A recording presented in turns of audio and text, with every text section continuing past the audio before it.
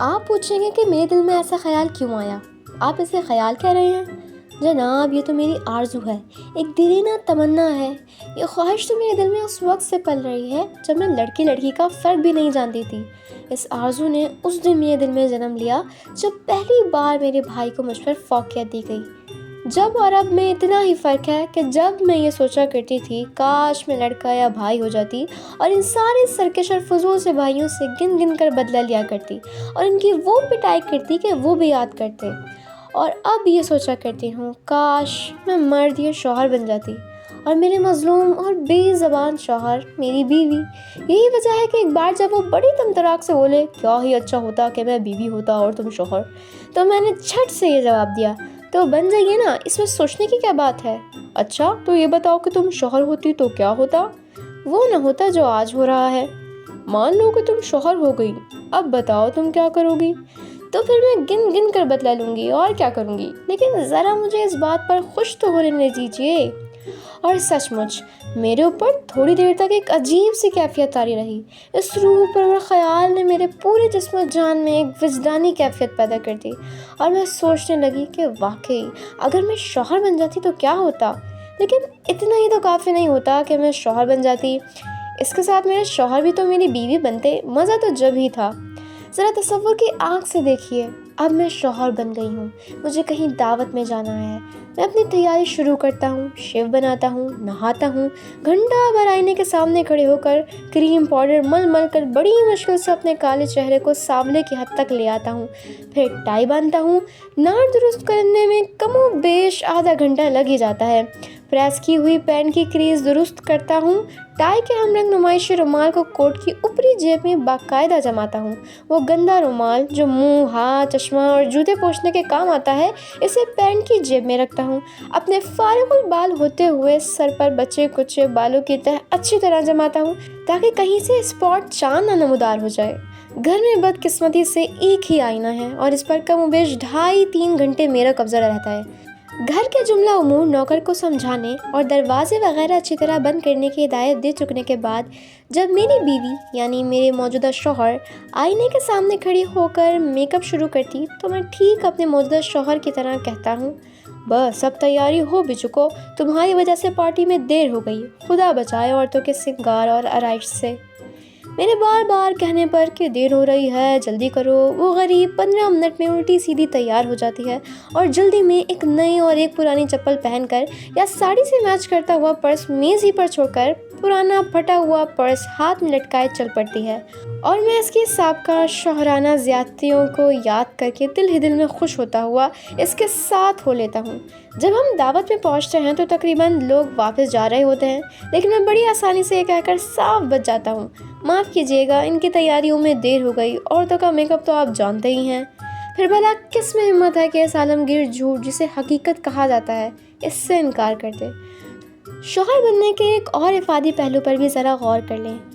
مجھے کہیں صبح سویرے ہی جانا ہے، دسمبر کی کڑکڑاتی ہی سردی ہے، میں گھڑی میں 4 بجے کا الارم لگا کر سو جاتا ہوں۔ میری بیوی الارم کی کرخت اور مسلسل آواز سے گھبرا کر اٹھ بیٹھتی ہے اور باورچی خانے میں جا کر ناشتے کی تیاری میں جٹ جاتی ہے۔ اتنے سویرے نوکر کو اٹھانے کی کس میں ہمت ہے آپ ہی بتائیے؟ جب شوہر نہیں اٹھتا تو نوکر کیا اٹھے گا؟ باورچی خانے میں کھٹ پٹ کی آواز ہوتی رہتی ہے اور میں لحاف میں دبکا پڑا رہتا ہوں۔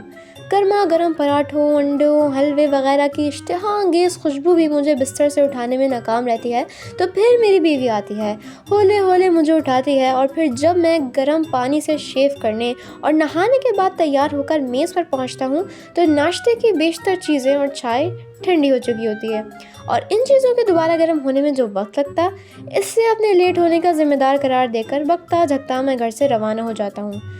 اگر میں شوہر ہوتی تو اس وقت کتنا مزہ آتا جب دفتر سے ٹھیک ٹائم سے واپسی پر دفتر کی کینٹین یا کسی دوسرے ریستوران میں دوستوں کے ساتھ چائے ناشتہ کرتے ہوئے خوش گپیاں کرنے کے بعد منہ سکھائے ہوئے دفتر کے کام سے تھک جانے اور اپنے باس کی زیادتیوں کی شکایت لیے ہوئے گھر میں داخل ہوتا اور بے دم ہو کر مسائل پر گر پڑتا۔ بیوی بیچاری لپک کر جوتے اتارتی، پنکھا آن کرتی اور تکیے وغیرہ ٹھیک سے رکھ دیتی اور تھوڑی دیر کے لیے میرے آرام اور سکون کی خاطر گھر کے تمام ہنگاموں کو روک دیا جاتا اور میں بیوی کی طرف سے کروٹ لیے دل ہی دل میں ہنسا کرتا۔ اور اس سے بڑھ کر مزہ تو اس وقت آتا جب دفتر سے نکلتے ہی یار لوگ کسی ادبی یا غیر ادبی پروگرام کے لیے باہر ہی مجھے گھسیٹ لیتے اور 5:30 بجے کے بجائے 10-12 بجے رات کو تھکا ماندہ گھر پہنچتا، اور بیوی کی عقل مندی اور تیز و تراری کے باوجود اسے یہ باور کرانے میں کامیاب ہو جاتا کہ اسٹاف کی کمی کی وجہ سے آج میری ڈبل ڈیوٹی لگا دی گئی تھی۔ میری بیوی دفتر کے بد انتظامیوں کو برا بھلا کہتی ہوئی کھانا گرم کرنے چل پڑتی، باورچی خانے سے اس کے بڑبڑانے کی آواز آتی رہتی اور میں دل کھول کر خوش ہوتا اور مزے لیتا۔ ایک اور پر لطف بات یہ ہوتی کہ میرے لیے پڑھنے لکھنے کا سامان اور سکون ہر وقت موجود ہوتا اور فرصت کے اوقات میں میں بڑی آسانی سے لکھ پڑھ لیتا۔ میری زیادہ مصروفیت دیکھ کر میری بیوی گرم گرم چائے کی پیالی میز پر رکھ جاتی۔ یہی نہیں بلکہ ایسے وقت میں ہر آنے والے کو صاحب گھر میں نہیں ہے کا پیغام پہنچا دیا جاتا۔ اس وقت تو میری خوشی کا ٹھکانہ نہ ہوتا جب میں دیکھتا کہ میری بیوی اب کچھ لکھنے کو بیٹھی ہے۔ ابھی سے کاغذ قلم لے کر بیٹھے ہوئے کچھ دیر بھی نہ ہوئی ہوتی کہ ملازم آ دھمکتا، بیبی جی سودا لایا ہوں، حساب ملا لیجئے۔ تھوڑی دیر بعد ہانک لگاتا، بیبی جی گوشت کیسا پکے گا، شور بیدار یا بنا ہوا؟ پھر ایک آواز آتی، بیبی جی کپڑے لائی ہوں، ملا لیجئے، اور میری بیوی بھناتے ہوئے کاغذ قلم پٹک کر دھوبن کا حساب کتاب کرنے اور پھر میلے کپڑے لکھنے کو چل پڑتی۔ اور جب اس سے کوئی پوچھتا کہ آپ کے لکھنے پڑھنے کو کیا ہوا تو جل کر جواب دے دی، چولہے بھاڑ میں گیا۔ پہلی تاریخ کو ایک فرما بردار شوہر کی مثال قائم کرتے ہوئے تنخواہ بیوی کے ہاتھ پر رکھتے ہوئے تمام آسانی اور زمینی آفتوں سے بری جمع ہو جاتا۔ بے فکری کے دن اور رات کٹتے، کبھی سوچنے کی ضرورت نہ پڑتی کہ گھر کیسے چل رہا ہے۔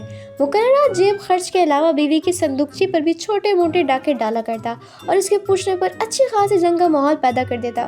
مجھے کبھی یہ پتہ نہ چلتا کہ کب عید آئی اور کیسے بقرہ عید منائی گئی۔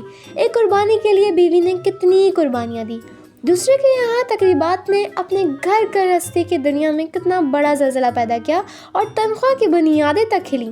میں تو بس ٹھاٹھ سے ان تقریبات میں حصہ لیا کرتا، دوستوں اور عزیزوں سے ملاقاتیں ہوتی، مزیدار کھانے ملتے اور خوب تفریح رہتی۔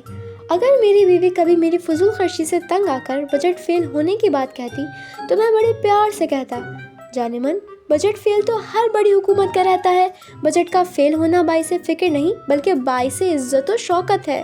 تو جناب یہ ہے کہ میرا پروگرام بس خدا ایک بار مجھے شوہر بنا دے تاکہ میں بھی فخر سے کہہ سکوں، زندگی نام ہے ہنس ہنس کے جیے جانے کا۔